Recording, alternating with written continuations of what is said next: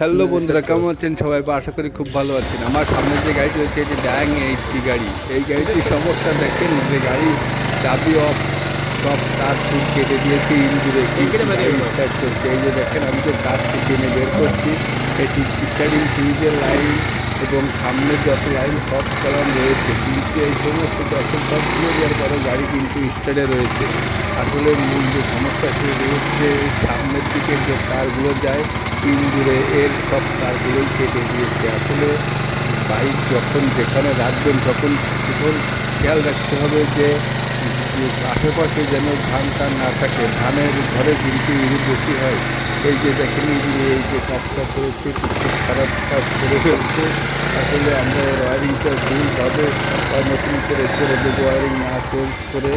এবং এর যে কাজগুলো দেখছেন ভিডিওটি ভালো লাগলে চ্যানেলটিকে সাবস্ক্রাইব ও ফলো দিয়ে রাখবেন। ধন্যবাদ।